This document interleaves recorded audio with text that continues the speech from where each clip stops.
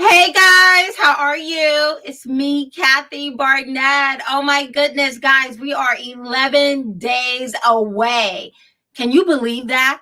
Every day is feeling like an eternity almost on one hand, but then on the other hand, it's going by so quickly. There are so many things about this moment that I'm going to miss. I mean, I have met some of the best people in this journey. When I first started this in January, about January 15th of this year, because I waited as long as I could before I had to make a really hard and fast decision.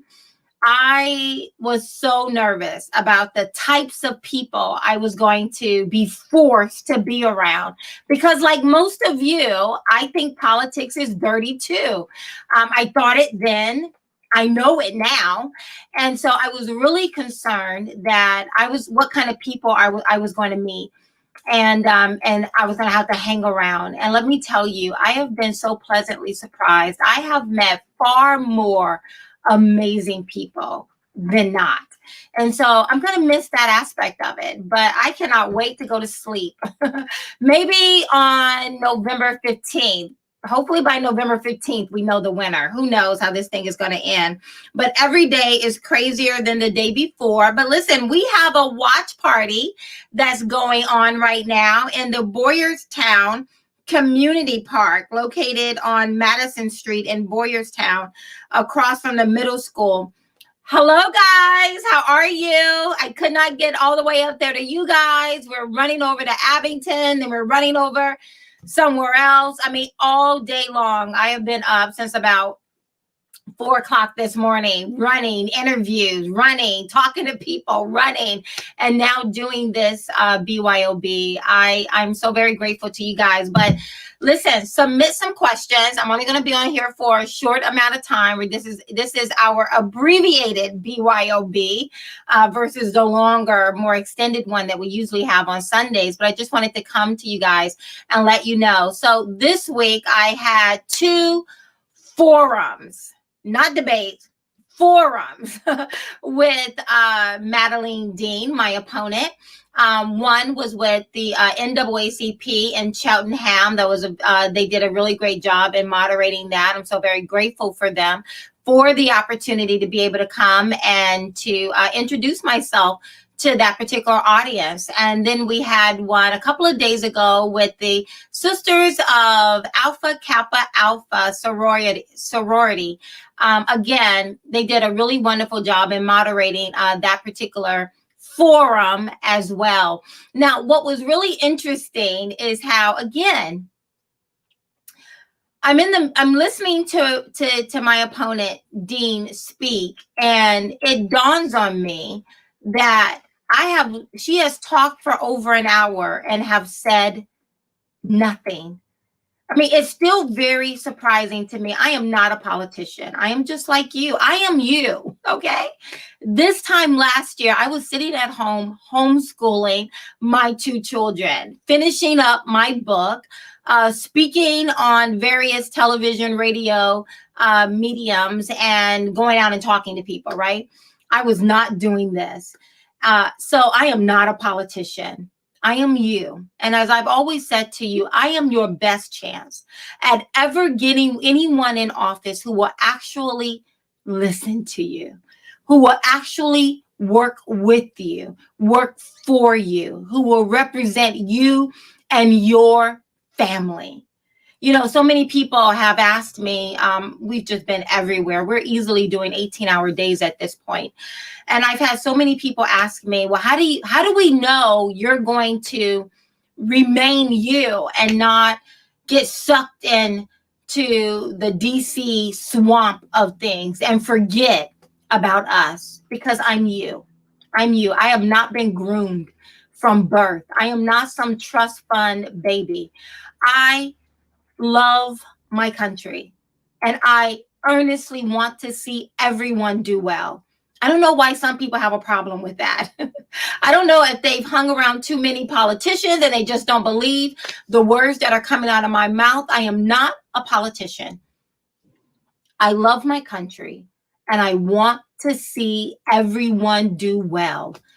I've created a contract with you. The number one thing on that contract is that I am going to create a constituent advisory committee. People from different backgrounds, different journeys in life, different genders, different age, different political affiliations. It'll be balanced. How about that? I will not have more Republicans than Democrats. I promise you. And you guys will keep me honest. One of the things I hate prior to doing this as a citizen, one of the things I hated is that we would elect these politicians on a certain set of principles, and then they would go to Washington, D.C. and suddenly evolve. Remember that word? Evolve. I didn't elect you to evolve. I elected you based on a certain set of principles. I will remember that. I believe elections should have consequences, and one of the first consequences is that you are heard. I don't care. Democrat, Republican, Independent, it doesn't matter to me. Are you an American? Great. I want you to do well. That's my litmus test. So I'm so excited. I think we have a question. How can we bring civics back to schools? How about we start teaching civics at home? Let's start teaching civics at home, first and foremost. And I think that comes just from me being that homeschool mama, is realizing that, yes, public schools should teach civics. I absolutely believe it. But I do not abdicate my dominance in my children's lives to someone else, to a third party. So if they're not teaching it in the schools, which they should, teach it at home. Okay. Let me tell you, I just did an interview with the Ukrainian radio. I know. And I love being around the Ukrainian people. I do, because let me tell you, these people have a special school where, so their kids go to school 5 days a week and in the public school, private school, but let's just say in a public school setting. And then on Saturdays, they take several hours out of the day and they go to their Ukrainian school. And they learn about geography, mostly everything surrounding Ukraine, the language, the culture, the history, the geography, all of those aspects, right? And so their children are Ukrainian Americans, or Americans, but they're Ukrainian, and they will not allow them to forget their history. I think we got to start teaching authentic history and not this revised history. Not this history that is, just ridiculous. So the schools have a lot to do. I will be there in Congress and I will work my behind off to make sure that we get civics being taught in our schools and American history being taught in our schools. And just in case there's someone who's saying American history, why American history? American history is not just white European history, but Black folks are a part of that as well. Slavery is a part of that as well. The movement of our nation, showing the progression of our nation, that will be taught as well. I think we have to have a holistic and honest approach, and not this revised history, not this history that says America is rotten at the core, because she's not. Next question. Do you have any more questions? No more questions? You guys don't have any more questions out there? Come on, Boyertown. You guys are supposed to be flooding us with questions right now. Any other questions out there on the chat portion of it? So listen, we have 11 more days, guys. 11 more days, okay? I know my book is Nothing to Lose, Everything to Gain, Nothing to Lose. We have everything to lose with this particular election. Biden still won't answer us on if he's going to pack the courts. That will fundamentally change this nation. I think we should know that, right? He won't talk about it. That's very unnerving. So we have everything to lose with this election. And it comes down right now to, what are you doing to make sure I'm elected? What are you doing? Do you have yard signs? If you don't get it, if you're still waiting for us to get it to you, trust me, we have a very long list. There are hundreds of thousands of people who live in this district. We are making our best attempt to make sure that we get you your sign. However, we're 11 days out. So if you still do not have a sign and you have requested one multiple times, we have 3 offices. We have an office in Pottstown, we have an office in Harleysville, and we have an office in Huntington Valley. Go to my website at kathybarnettforcongress.com and find out where the offices are, what their hours are, and go get your sign. Don't just get one sign, get 2 signs, one for you, one for the neighbor you're going to walk over to and have a conversation about this election and about me specifically. That's right. No more silent army, silent warriors. I don't understand that. I was in the military. No one's silent. We need you guys to start speaking up and speaking up right now, okay?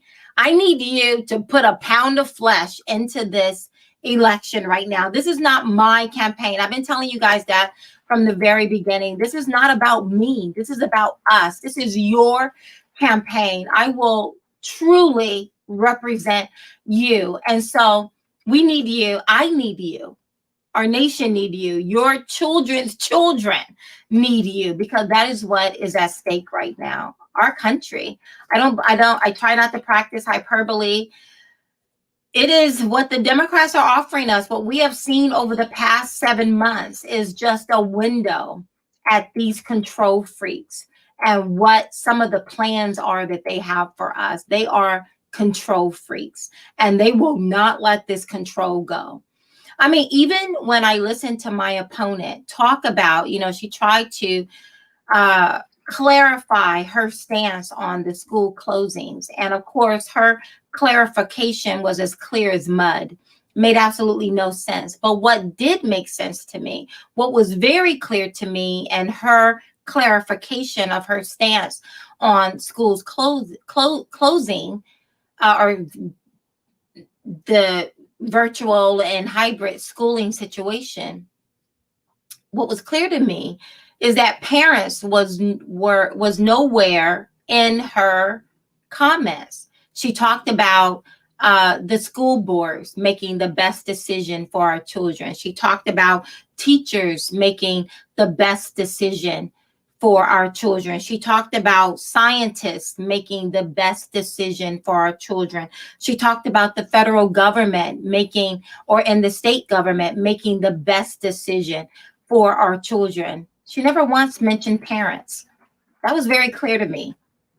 These people are consumed with control and taking as much control out of the individual hands and consolidating it into the hands of elected individuals, right? Who will sit high, look low, and tell us what we can and cannot do. That's very clear to me. Let me see. Any other questions? How are the polls? The polls are good. I'm not going to give you any numbers because I'm not trying to excite the other side, but the polls are good. What is the other question? Stance on protecting historical monuments across the U.S. I'm all about it. I am all about it. Listen, I have always been very clear that these historical monuments, they are markers in time. They mark a specific time in our history. They do not tell us the whole story of our country. They give us a glimpse into a particular moment in time. They are markers in time, kind of like a balance sheet.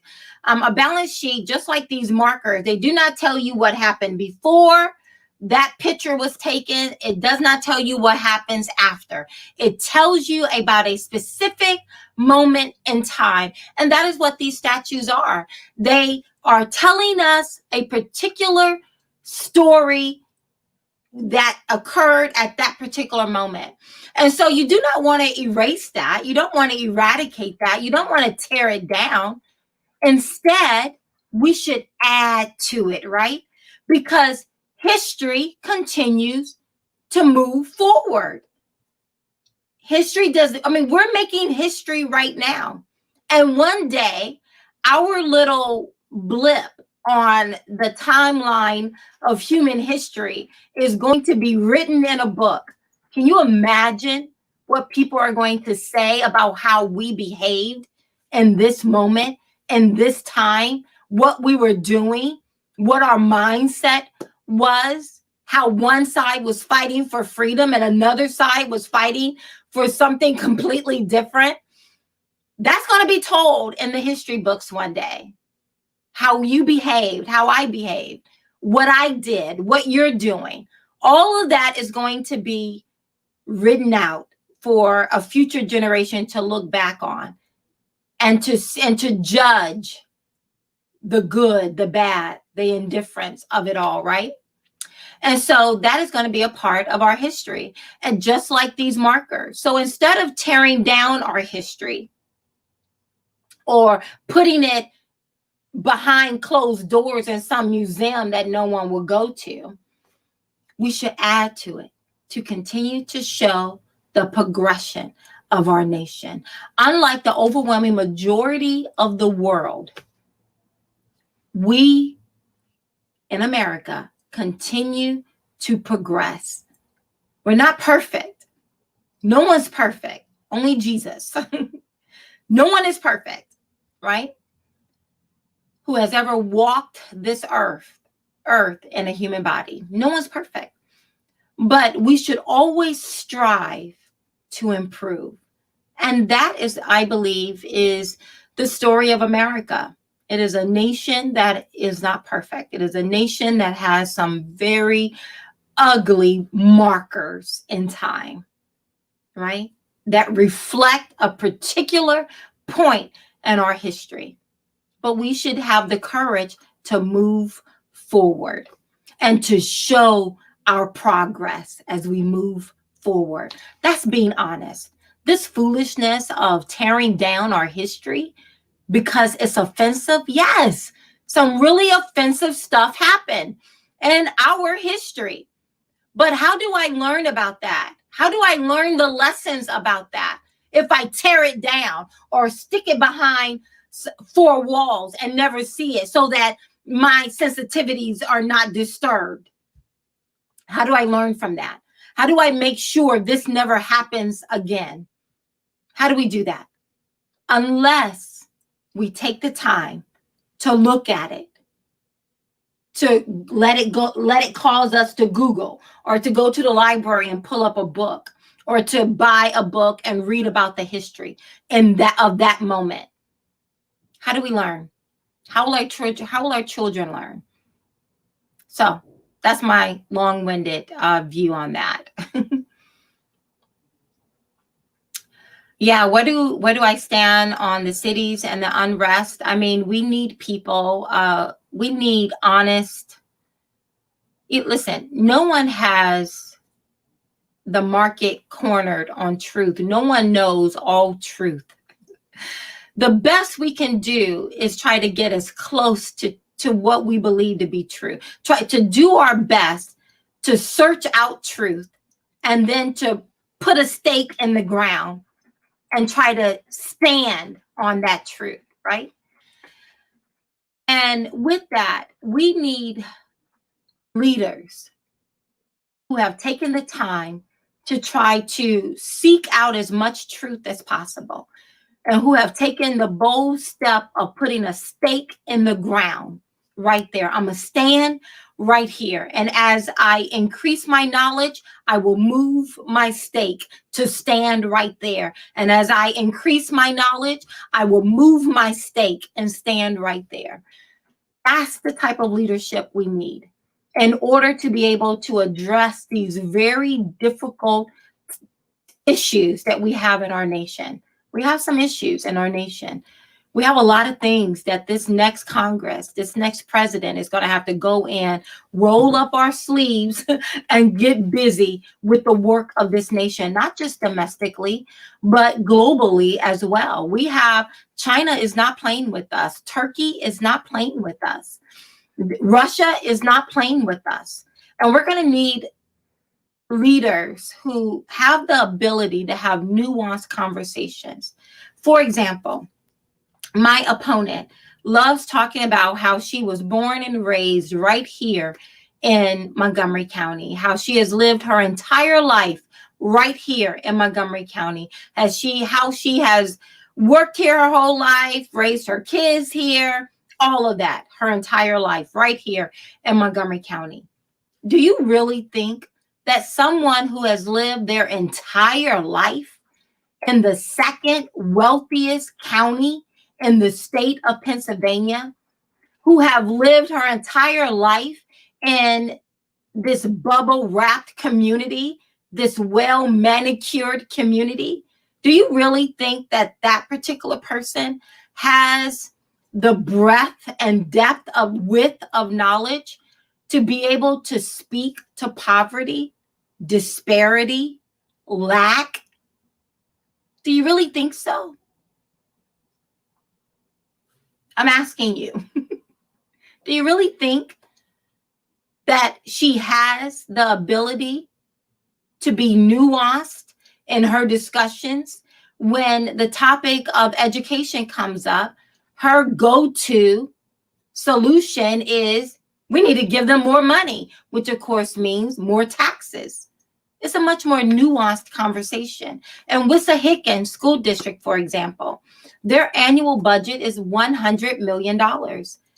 Each student gets about $21,000 to $22,000. That's a lot of money. You have to be, and however, even in that situation, by the time a child gets into the third grade in the Wissahickon School District, for minority, Black, and Hispanic children who receive free or reduced lunch, meaning they are not above the economic ladder, but they're probably somewhere hovering below the economic ladder, like I once was. In a school district where each child is getting roughly $21,000 to $22,000, by the time they get into the third grade, if they are a minority, Black, or Hispanic kid receiving free or reduced lunches, you begin to see an academic performance disparity that takes place. Right at about the third grade, you begin to see that. My opponent says, give them more money. Clearly, more money is not the solution in that case. And then let's add to that, now with COVID and the overwhelming majority of these school districts going virtual, 100% virtual, or a hybrid, where their in-person learning is 2 days a week versus 3 days at home virtual. For those particular kids, and this is occurring in almost every school district here in the second wealthiest county in the state of Pennsylvania, you begin to see an academic performance differential. And now with COVID and the virtual or hybrid school, so now these poor little children, that gap will widen for them, right? My opponent lacks the ability to have a nuanced conversation about this. And primarily, I believe, it's because she's always lived in this little bubble wrapped community that she finds herself in with very little experience of poverty. Not to say that you need to be poor in order to understand poverty, but that's that. Okay, gotta go.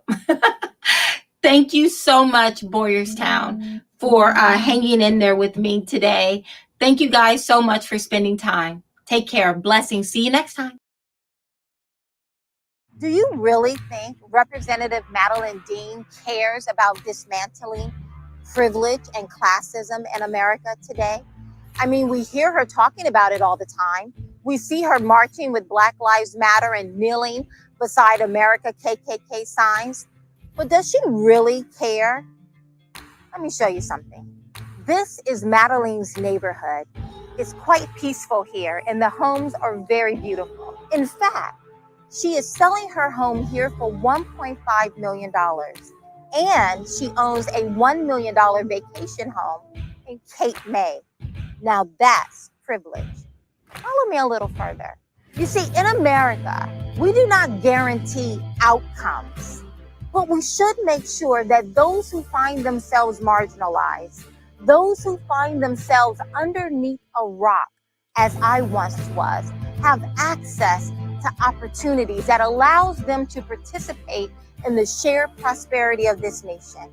You see, I was a little black girl who grew up on a pig farm in southern Alabama. I grew up below the bottom rung of the economic ladder. I grew up in a home with no insulation, no running water, an outhouse in the back, and a well on the side. But because no one told me I was a victim, I became the first in my family to go and finish college. I spent 10 years in the U.S. Army Reserves. I was accepted into officer candidacy school, spent time in the financial industry, worked in corporate finance, worked as an adjunct professor of corporate finance. I speak to millions of people. I've authored my first book, and now I'm running for Congress. From a pig farm to Congress, only in America. There's nothing wrong with owning $1 million home and $1 million vacation home. But don't lecture me about fair wages when the Philadelphia Inquirer exposes your family business of participating in sweatshops in China, where employees were being paid from $1.49 an hour to $2.20 an hour. Don't talk to me about rich people paying their fair share in taxes when you, yes, you, Madeline Dean, have your millions in an offshore account in the British Islands. I'm sick of the manipulations. I'm sick of all of this division. I'm tired of the lies. I believe we can do better. On November 3rd, please vote for me. My name is Kathy Barnett, and I am running for Congress in the 4th Congressional District of Pennsylvania. My name is Kathy Barnett.